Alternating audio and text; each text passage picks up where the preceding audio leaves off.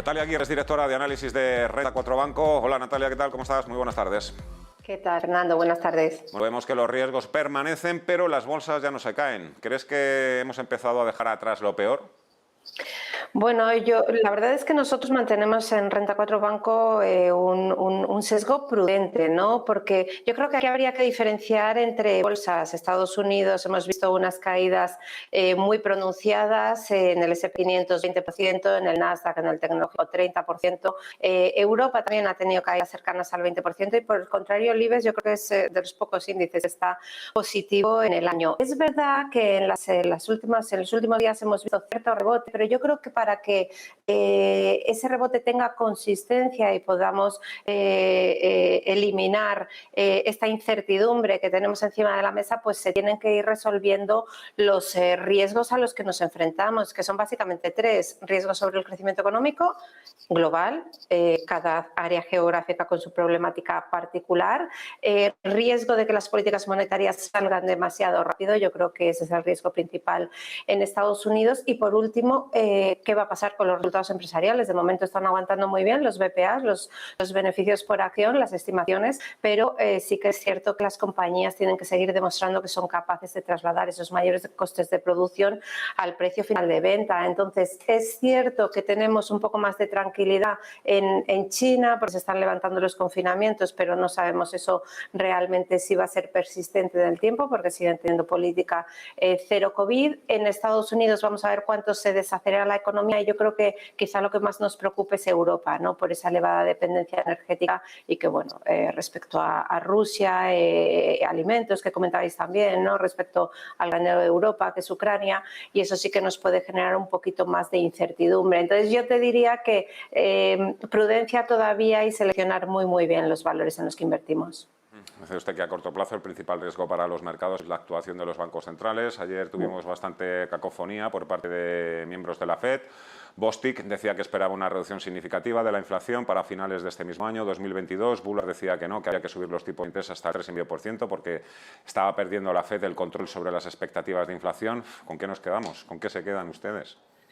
Es que es francamente difícil, porque es que los indicadores que estamos conociendo tienen un sesgo mixto. Estábamos pensando que la economía, y así lo dijo ayer el libro Bates de la FED, se está moderando, se está desacelerando, no escandalosamente, porque sigue manteniendo un tono bastante sólido, pero sí que se está moderando. Pero en cambio ayer el ISM manufacturero nos dijo lo contrario, es decir, mejorando, ¿no? Entonces Bostic es cierto que habla, aquí todo depende de lo que haga la inflación. Entonces, Bostic de lo que habla es de que la inflación puede moderarse mucho en la segunda mitad del año, pero él está contando con que la economía se va a desacelerar y esa presión de la demanda se va a suavizar. Eso hay que verlo. Sí que es cierto que en Estados Unidos yo creo que probablemente hemos visto el techo de inflación, o así nos lo están diciendo los datos, algo que no ocurre en Europa, pero luego también, como bien decías, Bullard llegó a decir ayer que esperaba tipos este año al 3,5%. Estamos entre 0,75 y el 1. El mercado, que es bastante agresivo, está pensando en tipos al 2,75 a final de año. Entonces, hay gente de la FED, hay miembros de la FED que prefieren ir poquito a poco, y hay miembros de la FED que dicen prefiero subir los tipos del tirón y muy por encima del tipo neutral, que es más o menos un 2,5%, y luego, si es necesario, volver a bajarlos. ¿Con qué nos quedamos? Yo creo que esto va a ser data dependiente, y que si la inflación sigue mejorando, yo creo que no van a tener tanta urgencia por subir tanto los tipos de interés, pero para junio y julio yo creo que las subidas de 50 puntos básicos en la FED están prácticamente aseguradas. Bueno, por otro lado tenemos el riesgo geopolítico que sigue ahí sobre la mesa, ¿no? Aparte de China, Taiwán, bueno, ahora mismo estamos muy centrados todavía con el tema de Rusia, Ucrania y sobre todo con el precio del petróleo, ¿no? ¿Qué pasa ahí? A ver, aquí todo lo que es riesgo geopolítico, sabemos que en general el riesgo y la incertidumbre es el peor enemigo de los inversores, ¿no? Que cuando aumenta mucho la aversión al riesgo ya sabemos lo que ocurre con los distintos activos, ¿no? Sobre todo los activos de riesgo, las bolsas.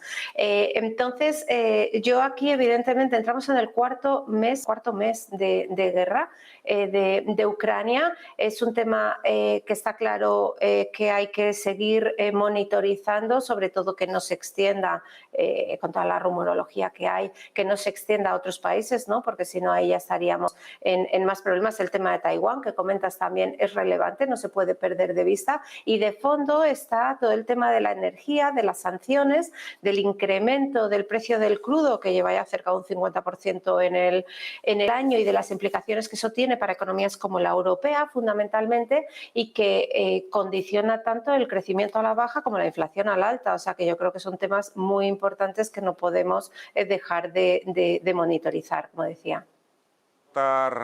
¿Petróleo ruso podría llevarnos a una recesión a nivel mundial?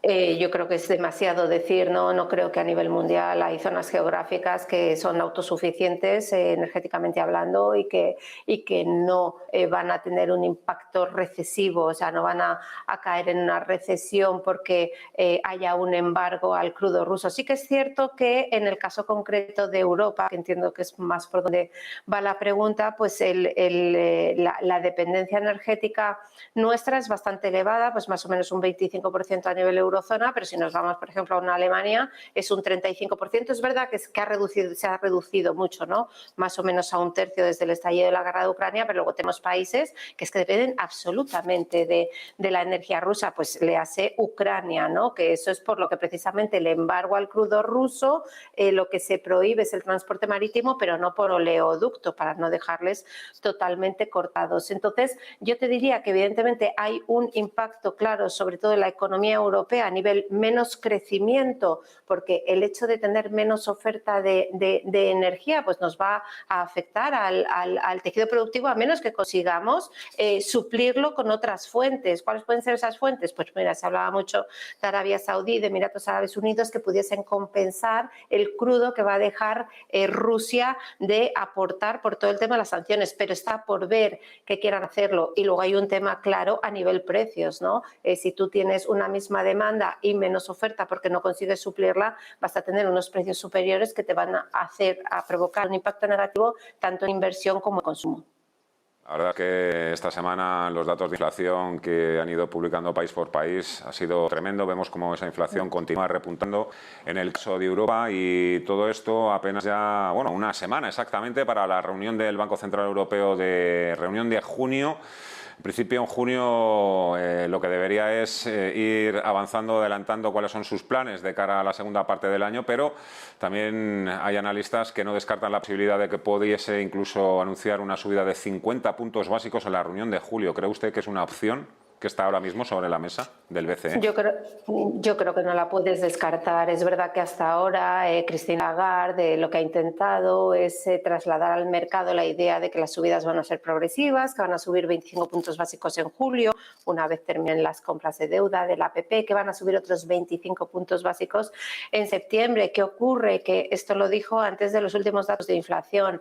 Con una inflación general por encima del 8%, una subyacente en el 4%, cuando el objetivo es el 2%, pues la verdad es que la presión se incrementa de forma sustancial sobre el Banco Central Europeo. Para que os hagáis una idea, ahora mismo para la reunión del 21 de julio, el mercado da un 70% de probabilidades a que la subida sea de 50 puntos básicos. Entonces, de aquí al 21 de julio vamos a estar muy pendientes de datos de inflación. Todo lo que sea seguir presionando al alza evidentemente incrementará esas expectativas de más 50 puntos básicos, pero también no hay que perder de vista el otro lado de la ecuación, ¿no? Que es el crecimiento. Si nos desaceleramos mucho, yo creo que el Banco Central Europeo no va a poder tensionar excesivamente la política monetaria, porque contribuiría aún más a una desaceleración que podría ser excesiva del crecimiento económico europeo.